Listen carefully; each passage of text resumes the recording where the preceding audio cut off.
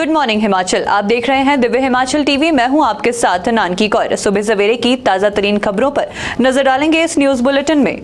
शुरुआत करते हैं हेडलाइन से। This morning bulletin is brought to you by Verma Jewellers Solan, biggest jewelry showroom of Himachal Pradesh, and Aryan the Guru, Hamirpur, Himachal Pradesh. आनी के नित्थर क्षेत्र में भारी ओलावृष्टि, सेब की फसल को नुकसान। गिरिपार में बारिश का कहर, पहाड़ी से गिरे मलबे तले दबने से 3 मवेशियों की गई जान। पोल्यूशन कंट्रोल बोर्ड ने जांचा वायु ध्वनि प्रदूषण, जांच में सही निकला कोलतार प्लांट भाली। मजदूरी न मिलने से कामगार नाराज, मजदूर यूनियन 5 जून को शिमला में करेगी विरोध प्रदर्शन। अब समाचार विस्तार से। प्रदेश में लगातार हो रही भारी बारिश और ओलावृष्टि ने कहर बरपाना शुरू कर दिया है। गुरुवार दोपहर बाद से निरमंड उपमंडल के नित्थर के क्यूरी ढमा में भारी ओलावृष्टि से क्षेत्र की नकदी फसल सेब को काफी नुकसान पहुंचा है। बागबानों की मेहनत पर ओलावृष्टि ने पानी फेर दिया है। मौसम की अत्यधिक मार से बागबान बेहद चिंतित हो गए हैं। ओलावृष्टि से प्रभावित बागबानों ने प्रदेश सरकार और बागबानी विभाग से नुकसान का आंकलन कर उचित मुआवजा देने की मांग उठाई है। नित्थर के ढमा और क्यूरी में भी भारी ओलावृष्टि हुई है, जिससे सेब फसल को नुकसान पहुंचा है।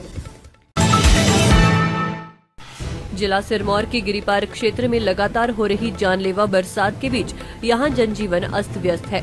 लगातार भारी बरसात के बीच उप तहसील हरिपुरधार के तहत ग्राम पंचायत भलाड़ भलोना में 2 गाय, 1 बछड़ा व 1 बछड़ी मलबे के जद में आ गए। जानकारी के अनुसार गुरुवार रात हुई भारी बारिश से भलोना गांव के धर्मपाल शर्मा की गौशाला के पीछे से भारी भूस्खलन हुआ, जिससे 1 गाय, 1 बछड़ी व 1 बछड़ा मलबे में दबने से मर गए, जबकि 1 गाय काफी घायल हो गई है। इसके बाद प्रशासन की टीम ने मौके पर पहुंचकर नुकसान का जायजा लिया। पठानकोट मंडी 4 लेन निर्माण के लिए भाली में स्थापित कोलतार प्लांट का विवाद आखिरकार थम गया। गुरुवार को एसडीएम ज्वाली महेंद्र प्रताप सिंह के साथ प्रदूषण कंट्रोल बोर्ड भी ध्वनि व हवा प्रदूषण की जांच करने के लिए इंस्ट्रूमेंट लेकर भाली में पहुंचा तथा कोलतार प्लांट के साथ लगते लोगों के घरों में जाकर ध्वनि प्रदूषण व हवा प्रदूषण को जांचने के लिए इंस्ट्रूमेंट लगाए। प्लांट सहित आसपास के घरों में लगाए गए इंस्ट्रूमेंट में भी प्रदूषण का कोई मामला नहीं आया है। कोलतार प्लांट भाली को क्लीन चिट मिल गई है। एसडीएम ज्वाली महेंद्र प्रताप सिंह ने कहा कि जांच में कहीं भी ध्वनि व धुआं प्रदूषण का मामला नहीं आया है। अब लोग भी सहमत हो गए हैं। मिक्स प्लांट को लेके कुछ दिन पहले उजागर हुआ था, जिसमें कि लोकल जो लोग थे, लोकल रेजिडेंट थे, उन्होंने 2 इशू जो हैं राइज किए थे प्रशासन के सामने, जिसको लेके वो थोड़ा सा रोष प्रकट कर रहे थे, जिसके संदर्भ में हमने ज्वाइंट इंस्पेक्शन जो था वो आज रखा था और जिसमें कि पोल्यूशन डिपार्टमेंट को हमने लिखा था कि अपने इंस्ट्रूमेंट लेके आए और जो पोल्यूशन डिपार्टमेंट था वो इंस्ट्रूमेंट लेके आया था, जिसमें कि एक मुद्दा था नॉइज़ पोल्यूशन को लेके, दूसरा था एयर पोल्यूशन को लेके।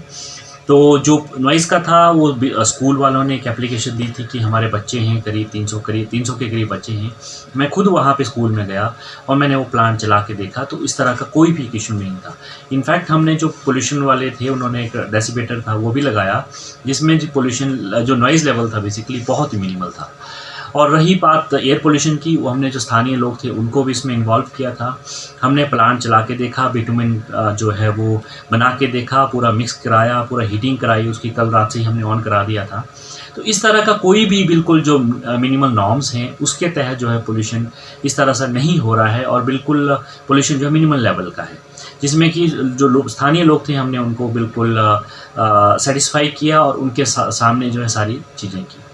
तो एज़ पर गाइडलाइन जो पोल्यूशन नॉर्म्स हैं और पोल्यूशन डिपार्टमेंट हैं, तो इस तरह का कोई भी इशू राइज नहीं हुआ है और सारे नॉर्म्स से वो फिट बैठता है। तो इस तरह से आज उनको सेटिस्फाई हमने स्थानीय लोगों को भी कराया। डेफिनेटली, क्योंकि जो देखिए आप जो रोड सेफ्टी को लेके कई मीटिंगें होती रहती हैं, कई सेमिनार्स होते रहते हैं, कई हमने तरह तरह की हम जो है मुहिम चलाते हैं।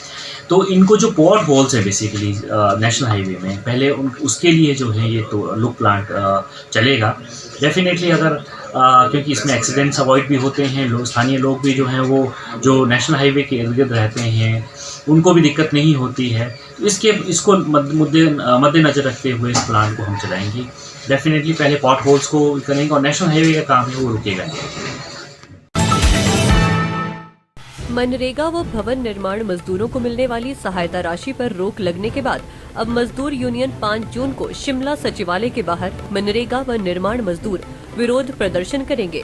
यूनियन के राज्य महासचिव व राज्य श्रमिक कल्याण बोर्ड के सदस्य भूपेंद्र सिंह ने बताया कि सुक्खू सरकार ने 12 दिसंबर 2022 को जारी पत्र के बाद मनरेगा मजदूरों और 8 जनवरी को जारी पत्र के बाद भवन निर्माण मजदूरों को मिलने वाली सहायता राशि पर रोक लगा दी है। उन्होंने बताया कि वर्तमान में बोर्ड में मजदूरों का पंजीकरण और नवीनीकरण भी रोक दिया गया और न ही मजदूरों के बच्चों को मिलने वाली छात्रवृत्ति जारी हो रही है। उन्होंने बताया कि सरकार मनरेगा और भवन निर्माण मजदूरों की मांगों को जल्द पूरा नहीं करती है तो मजदूर यूनियन 5 जून को सचिवालय के बाहर धरना प्रदर्शन करेगी।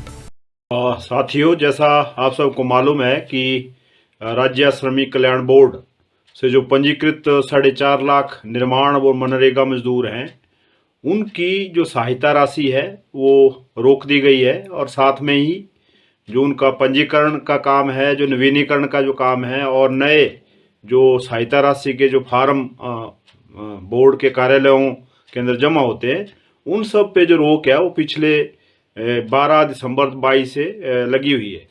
हालांकि ये जो फैसला है ये जब से प्रदेश में नई जो सरकार है सुखविंदर सिंह सुक्खू जी के नेतृत्व में बनी है, उसके सख्त ग्रहण के 2 दिन बाद ही ये जो पत्र है जारी हुआ था। और शुरू में हमारी यूनियन का ऐसा मत था कि शायद ये जो अफसरशाही है बोर्ड की और श्रम और जो रोजगार विभाग है उनके अपने स्तर पे निर्णय शायद लिया गया होगा और ये इस निर्णय को जल्दी ही सरकार वापस करेगी। मगर देखने में आया कि हमने 2-3 महीने सरकार बनने के बाद इंतज़ार किया और उसके बाद विभिन्न स्तरों पे जो मुख्यमंत्री हैं उनसे मुलाकात की, जो बोर्ड की जो मीटिंग हुई उसके अंदर सभी जो मजदूर यूनियनें हैं और सीटू के अलावा जो अन्य हैं उन्होंने भी ये मुद्दा बड़े जोर शोर से उठाया। उसके अलावा जो सचिव हैं वित्त विभाग के और श्रम और रोजगार विभाग के, उनसे सभी से और यहाँ तक कि जो हाल ही में जो सरकार बनी है उसके मुख्यमंत्री के जो सलाहकार हैं जो हमीरपुर जिला से संबंध रखते हैं, उनसे भी हमीरपुर में जाके इस मसले पे सारी बातचीत की। और ऐसा लग रहा है कि ये जो सारा रोक लगी है इसके पीछे राजनीतिक कारण है और जिसके चलते ये बोर्ड का जो काम है वो रोक दिया गया है और करोड़ों रुपए की जो सहायता है जो मजदूरों को मिलनी थी वो रुक गई है। सरकार ने एक और जो फैसला है जो 8 फरवरी को कर दिया एक अधिसूचना के तहत, उसमें एक ऐसी अधिसूचना जारी कर दी जो गैर कानूनी है। BOCW जो एक्ट है उसकी उल्लंघना भी उसके तहत होती है। उसमें ये बोल दिया गया जो निर्माण मजदूर हैं जो किसी के भवन निर्माण में काम करते हैं तो वहाँ जो सेस है, जो कर उपकर एक होता है जो किसी भी भवन निर्माण के मौके पे जो मकान मालिक है उसको देना है, उस तरह की जो सेस की शर्त है वो लगा दी। जबकि सेस जो कानून है वो न हिमाचल की न शहरी क्षेत्रों में लागू है न। गुड मॉर्निंग हिमाचल में आज के लिए इतना ही। देखते रहिए दिव्य हिमाचल टीवी।